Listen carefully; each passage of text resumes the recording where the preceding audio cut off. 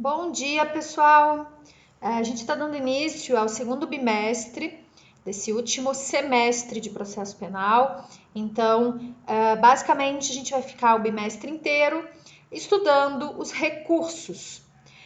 Esse tema não só é de extrema importância, como você precisa bem conhecê-lo, tanto para sua vida prática profissional, quanto para quaisquer provas ou concursos que você vá prestar na sua vida e também na sua vida acadêmica.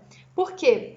Porque quando nós pensamos em recurso no processo penal, e aqui já traçando uma linha de diferenciação radical entre o que concebemos como um recurso criminal, né, um recurso no processo penal e recurso no processo civil, apesar de que os recursos extraordinários, né, possuem a sua fundamentação legal tratada muito pelo Código de Processo Civil, mas o que a gente concebe como duplo grau de jurisdição para o processo penal significa um ganho democrático. Porque se a gente for relembrar, né, as características de um sistema processual penal inquisitório, eu estou falando lá de trás, historicamente concebido, né, nessa digressão histórica que nós sempre analisamos dos sistemas processuais penais, em um sistema processual penal inquisitório não existe duplo grau de jurisdição. Por quê? Porque o juiz, aquele que detém as funções de acusar e julgar em uma só pessoa, detém nas suas mãos essas duas funções de acusar e julgar, ele é considerado um Deus perfeito, que não erra, né? E essa característica de não se equivocar impede que as partes, e aqui especialmente falando a defesa, possa pedir uma revisão, uma reanálise daquela decisão proferida pelo juiz. Então a gente está falando aqui de um ganho democrático, ou seja, de uma característica fundamental de um sistema processual penal acusatório, adversarial, democrático. Então a gente já passou, né, por toda a linha do tempo processual penal, já analisamos sistemas processuais, já analisamos inquérito policial, que é a investigação preliminar, analisamos a ação processual penal, os tipos de ação, os princípios de cada ação, analisamos as provas, um termo importantíssimo, analisamos as formas de citação, analisamos a audiência de instrução e julgamento, e agora a gente chega à parte final do nosso processo penal, que é estudar os recursos. Antes da gente estudar os recursos em espécie, então, antes de nós analisarmos a apelação, então as características da apelação, quais são as possibilidades que as partes têm de apelar de uma decisão, antes de a gente analisar o recurso em sentido estrito, que é o rese, o agravo em execução, embargos infringentes, o agravo, o recurso especial, o recurso extraordinário, também vamos analisar a revisão criminal e o habeas corpus, esses dois últimos não sendo considerados recursos tecnicamente, mas ações autônomas de impugnação. Antes de ver cada uma, então, desses recursos ou dessas ações de impugnação, nós precisamos estudar e entender uma teoria geral dos recursos no processo penal. Tá? Então, teoria dos recursos no processo penal. Quais são as regras do jogo para essa revisão, para essa reanálise? Lembrando que sempre processo penal, se a gente está falando de processo penal, a gente está falando de um respeito radical às regras do jogo. E não é por menos que os recursos também precisam, obviamente, seguir essas regras do jogo.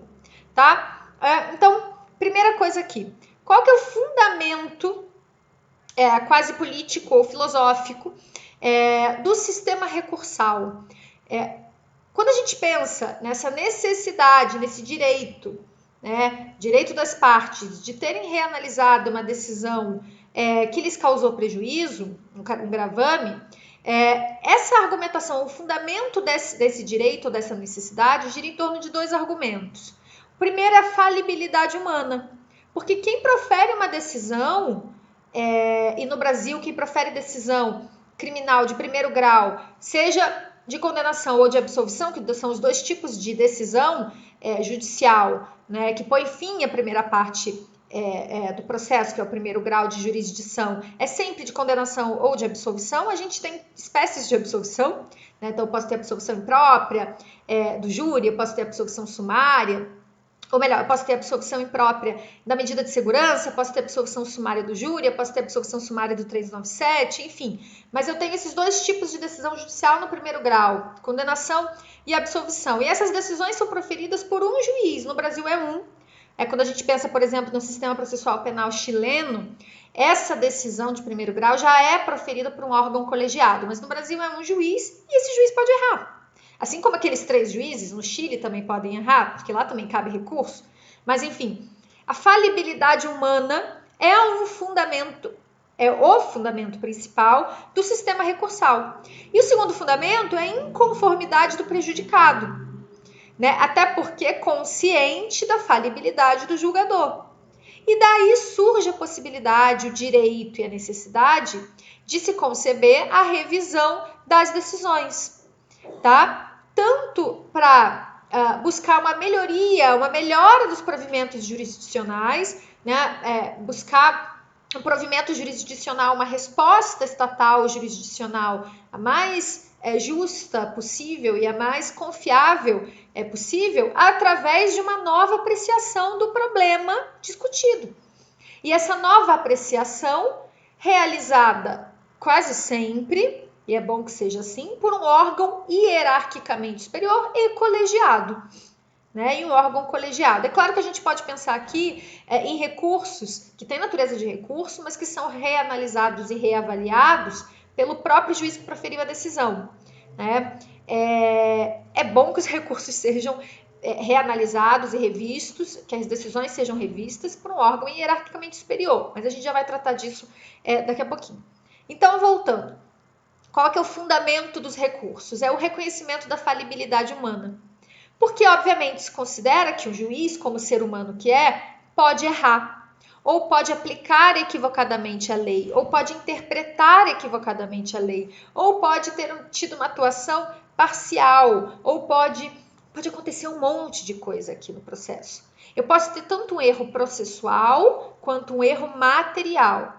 O juiz processualmente fez uma má interpretação de uma norma, ou um juiz materialmente fez uma má interpretação das provas materiais fáticas trazidas a ele. Tá? Daí a imprescindibilidade do sistema recursal, para que as partes tenham a possibilidade de solicitar no próprio processo, não é um processo novo, é no próprio processo, que a decisão proferida seja revista, seja modificada, ou pelo mesmo órgão jurisdicional que a proferiu, ou por um órgão superior, colegiado e mais experiente, como garantia de uma melhor ponderação das questões. Então, o duplo grau de jurisdição é um direito, o duplo grau de jurisdição é a garantia. E aqui eu gosto muito do conceito de Carnelucci, ele fala isso para apelação, mas eu acho que já vale a pena a gente trazer aqui, que os recursos, eles são não só uma revisão da decisão por um órgão colegiado, quando a gente está diante de um recurso vertical, mas eles são uma revisão crítica. Isso é importantíssimo de ser relembrado a todo momento, que seja uma revisão crítica da decisão proferida pelo juiz. Se a gente fosse então tentar traçar um conceito de recurso no processo penal, a gente poderia então trazer alguns elementos, Primeiro, recurso é um ato de parte, tá? Então, não é recurso uma atividade de ofício do juiz. Senão seria a gente estaria diante de um mero reexame, completamente dispensável, inclusive. Então, o recurso é um ato de parte. E a parte recorrente, segunda característica, o segundo elemento que a gente poderia pensar, a parte recorrente, a parte que recorre, tem que ter sofrido um gravame, um prejuízo. Daí a necessidade, o direito dela de recorrer. Terceiro, o recurso é um direito que é exercido no mesmo processo, ou seja, não se instaura um novo processo, uma nova situação jurídico-processual. O recurso ele não leva ao desdobramento de um novo processo, ele leva ao desdobramento de uma nova fase processual. tá? Que é o duplo grau de jurisdição. Quarto elemento, quarta característica, a decisão deve ser recorrível. Por quê? Porque o conceito de recurso, ele está adstrito a uma decisão ainda não transitada em julgado, que ainda não tenha operado a coisa julgada, mesmo que formal. Então, eu preciso ter uma decisão recorrível. Ou seja, eu não posso ter uma decisão transitada em julgado, porque de decisões transitadas em julgado não cabe recurso. Cabe revisão criminal, né? Mas a revisão criminal não é recurso. A natureza jurídica da revisão criminal é ação autônoma de impugnação. Ainda, o recurso estabelece um julgamento sobre o julgamento. Ou seja, um juízo sobre o juízo. Daí Carnelutti dizer um juízo crítico sobre o juízo anteriormente dado. Isso é importantíssimo, gente, porque se a gente for pensar, né? Agora, na prática, analisando as decisões e os julgados dos tribunais, há uma absoluta, claro que alguns tribunais mais, outros menos, mas há uma linha de continuidade de permanência, de um conservadorismo nos tribunais brasileiros muito forte, né? De um conservadorismo para se conservar mesmo, né? Num sentido literal quase, para se conservar aquelas decisões que por si só já são conservadoras, porque são bem punitivistas, algumas quase moralistas, proferidas por juízes em primeiro grau, e são mantidas pelos tribunais na grande maioria das vezes. Daí é importante a gente retomar sempre a lição de Carnelutti, de que o recurso é um juízo crítico sobre o juízo, não é apenas uma reanálise crítica. Ainda, o recurso permite que outro órgão jurisdicional, superior hierarquicamente em regra, né, modifique a decisão, anulando a decisão, reformando a decisão, ou anulando ou reformando no todo ou em parte. Então, esses elementos ou essas características nos denotam isso que seria um conceito do recurso. Você junta tudo isso e você tem a ideia do que é um recurso processual penal. É esse meio processual através do qual a parte que sofreu um prejuízo, que sofreu um gravame, ou que se sinta ter sofrido, né, um gravame, solicita modificação, solicita uma reanálise no todo ou em parte, ou a anulação de uma decisão judicial ainda não transitada em julgado, no mesmo processo em que ela foi proferida. Tá? Esse é o conceito de recurso. A gente junta todos os elementos que nós traçamos até aqui, e você tem um conceito do recurso no processo penal. Tá? Continuando, o que é mais importante ainda para a gente tratar? Quando a gente fala, então, duplo grau de jurisdição, que é o direito a recorrer, né, o duplo grau de jurisdição é considerado um princípio, é um direito que traz na sua essência, então é um princípio que traz na sua essência um direito fundamental de o prejudicado, alguém que se sentiu prejudicado, a parte que se sentiu prejudicado no processo, né, ter a decisão que lhe prejudicou submetida a um outro órgão jurisdicional, hierarquicamente superior naquela estrutura da administração da justiça. Isso garante, então, duplo grau de jurisdição, como esse princípio do qual emerge esse direito, garante a revisão da decisão proferida por um tribunal ou por um juízo, que nós chamamos, né, cuja reanálise vai ser realizada pelo tribunal, que se chama ad quem. Tá? E mais, proíbe-se que o tribunal ad quem conheça além daquilo que foi discutido em primeiro grau. Isso é o que a gente chama de impedimento à supressão de instância. Tá? Ainda que existam algumas bem intencionadas, né, tentativas de extrair isso de outros princípios da Constituição, como o próprio direito de defesa, né, e o próprio devido processo, o duplo grau de jurisdição, tá, gente, não foi expressamente consagrado pela Constituição. Não foi expressamente consagrado pela Constituição. Então, da onde surge esse direito? Mesmo ele não tendo sido expressamente consagrado na Constituição Federal, vocês aprendem já desde lá de trás que eu não preciso ter expressamente algo trazido de forma expressa, né, sendo redundante aqui na Constituição Federal, para que seja reconhecido como um direito ou como uma garantia. Lá em Direito Penal, no terceiro período, vocês estudam vários princípios fundamentais de direito penal, alguns deles não expressamente previstos na Constituição Federal. Tá? Só que essa discussão do duplo grau de jurisdição, está expressamente previsto ou não, etc., ela acaba perdendo um pouco do seu fundamento com a Convenção Americana de Direitos Humanos, que expressamente assegura o direito de recorrer da sentença para o juiz ou um tribunal superior. E como vocês sabem, os direitos e garantias previstos na Convenção Americana de Direitos Humanos passaram a integrar o rol de direitos fundamentais. Isso está lá no artigo 5º, parágrafo 2º da nossa Constituição Federal. Sendo, portanto, esses direitos e garantias previstos na Convenção Americana de Direitos Humanos auto-aplicáveis. E isso está no artigo 5º, parágrafo 1º da nossa Constituição. Logo, não restam dúvidas da existência no direito brasileiro do direito ao duplo grau de jurisdição. Tá? Fazendo um parêntese só, devemos nos lembrar a atual posição do Supremo Tribunal Federal sobre esse tema, né, de que a Convenção Americana de Direitos Humanos ingressa no nosso sistema jurídico interno com status supralegal, ou seja, estaria acima das leis ordinárias, mas abaixo da Constituição Federal. Tá? Bom, a gente poderia desenvolver um pouco mais, né, toda essa questão da Convenção Americana de Direitos Humanos, mas eu acho que a gente pode tratar também um pouco mais sobre isso na nossa live, tá? Quando a gente for analisar juntos essa aula de hoje.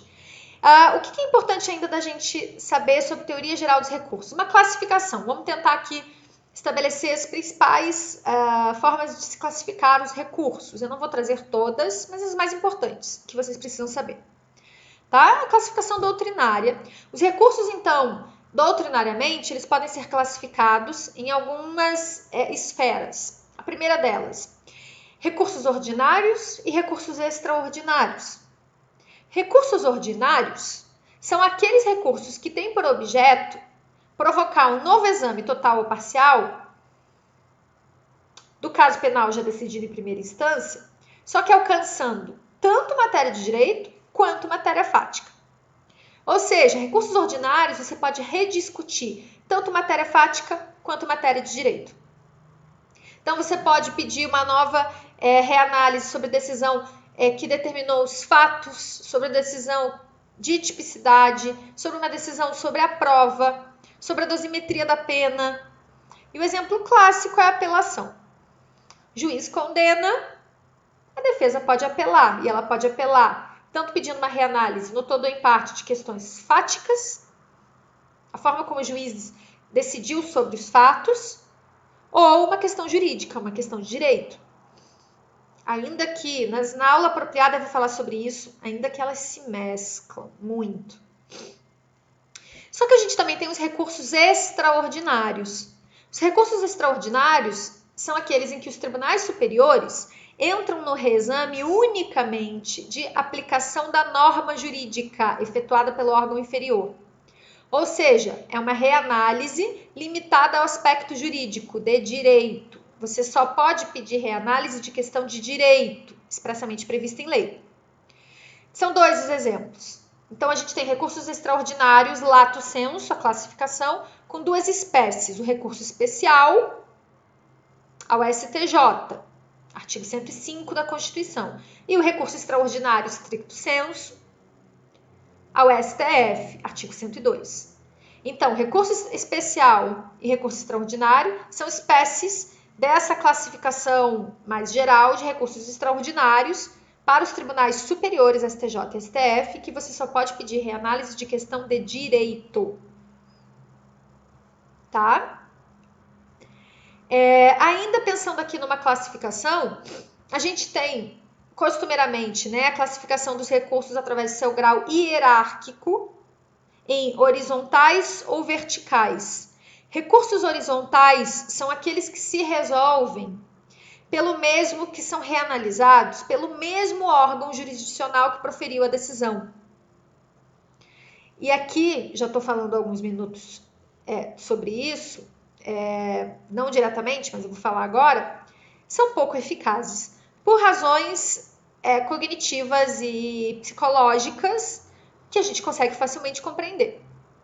Difícil um juiz, já é difícil o tribunal, formado por desembargadores, reanalisar criticamente a decisão do juiz de primeiro grau, imagina o próprio juiz reanalisar criticamente sua própria decisão. Exemplo que vocês conhecem, clássico de recurso horizontal, são os embargos de declaração. Os embargos declaratórios, a decisão incumbe ao mesmo juiz que a proferiu. O recurso em sentido estrito, que é o rese, ele começa horizontal, porque o próprio juiz que proferiu a decisão interlocutória pode reanalisar. Se ele não modifica, aí sobe. Isso é o que a gente chama de recurso misto, porque ele é horizontal no primeiro momento e vertical depois. E aí os recursos verticais, que se resolvem pelo Tribunal Superior, aquele órgão jurisdicional que proferiu a decisão. A apelação, recurso extraordinário, recurso especial, embargos infringentes. Tá? Efeitos dos recursos. Efeitos dos recursos é importante a gente analisar, lembrando que eu vou, recurso a recurso, trazer quais os efeitos de cada um dos recursos. Mas, tradicionalmente, aos recursos no processo penal, nós atribuímos alguns efeitos nos moldes do processo civil, de caráter devolutivo e suspensivo. Tá? Primeira coisa, relembrar. Não se esqueçam que todo e qualquer recurso impede que a decisão faça coisa julgada formal e, portanto, também material, né? Mas além desse efeito impeditivo da coisa julgada, porque o recurso impede que a decisão transite em julgado, os recursos podem ter efeito devolutivo ou suspensivo. Efeito devolutivo, o que é isso? A interposição de um recurso devolve total ou parcialmente o julgamento a um outro juiz ou outro tribunal. O que significa dizer, se você recorre, essa decisão ainda não vai transitar em julgado, certo? Certo, por quê? Porque vai devolver a decisão à reanálise de um outro tribunal. Toda impugnação, como vocês podem perceber, produz efeito devolutivo.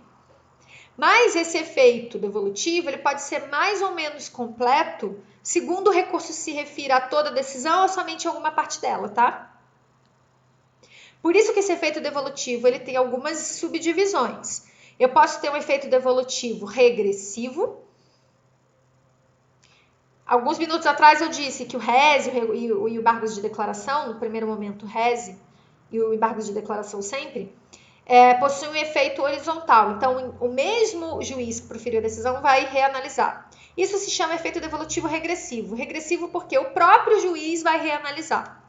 Ou seja, regressa para o mesmo juiz a reanálise. Exemplo, embargos de declaração. Tá? Ou efeito devolutivo devolutivo. Efeito devolutivo propriamente dito. Devolvem o conhecimento a quem? A quem é bom que reanalise, que é sempre o órgão superior. Exemplo típico de efeito devolutivo propriamente dito, apelação. O juiz de primeiro grau condenou, você vai apelar, como defesa vai para o Tribunal de Justiça. Ou se foi a Justiça Federal que condenou, o juiz federal, você vai apelar para o Tribunal Regional Federal, da região primeira, segunda, terceira, quarta, correspondente. E o efeito devolutivo misto, rese, recurso em sentido estrito. Primeiro, o próprio juiz pode reanalisar, efeito devolutivo regressivo. Se ele não modifica a sua decisão, sobe. Tá? Efeito devolutivo misto. E o efeito suspensivo? Quando nós pensamos em efeito suspensivo dos recursos, atenção, tá? Pensar com cabeça de criminalista, não de civilista. Efeito suspensivo é o obstáculo legal a que a sentença profira surta os seus efeitos antes do trânsito em julgado. Basicamente, é dizer, efeito suspensivo determina a impossibilidade de se executar a resolução judicial. Então, sempre pensar pró-réu, em nome da presunção de inocência, que é uma regra constitucional. Então, por exemplo, se o juiz absolve, o MP recorre, apela. Essa decisão de absolvição, por exemplo, ele estava preso em prisão preventiva, foi absolvido em primeiro grau, é expedido um alvará de soltura, o MP recorre. Esse alvará de soltura, essa sentença de absolvição já vai surtir seus efeitos, porque pró-réu. Agora, o contrário. Se há uma apelação, então, só relembrando aqui, se eu tenho uma apelação, tá, de uma sentença absolutória, essa apelação não vai impedir que o réu seja posto imediatamente em liberdade. Agora, pensa o contrário. Ele foi condenado. Eu já posso executar a pena dele aqui? Eu posso prender preventivamente, porque cabe prisão preventiva desde o inquérito policial até o trânsito em julgado. Mas eu posso executar a pena dele já? O STF já botou uma pá de cal nessa situação no final do ano passado, 2019. Não. Enquanto não transita em julgado, opera o efeito suspensivo. Ou seja, os efeitos de uma absolvição são plenos e não suspensos pela eventual apelação interposta pelo Ministério Público. O contrário, não. Então, o recurso contra uma sentença condenatória remete à leitura do artigo 387, parágrafo 1º do CPP, que diz o seguinte: o juiz decidirá fundamentadamente sobre a manutenção ou, se for o caso, a imposição de uma prisão preventiva, que é o que cabe, sem prejuízo do conhecimento da apelação que vier a ser interposta. Então, primeiro, ele tem que analisar a necessidade, né, de fumus comis delicti, periculum libertatis, de prender cautelarmente o sujeito, e não vai atribuir, ou melhor, vai atribuir efeito suspensivo a esta sentença. Tudo bem? Gente, acho que uma teoria geral dos recursos seria isso. Ficou um pouco até mais longa do que o normal essa aula. E aí a gente se encontra na nossa live e logo depois desse primeiro encontro nós vamos analisar já a apelação, tá bom? Um beijo, gente. Tchau, tchau.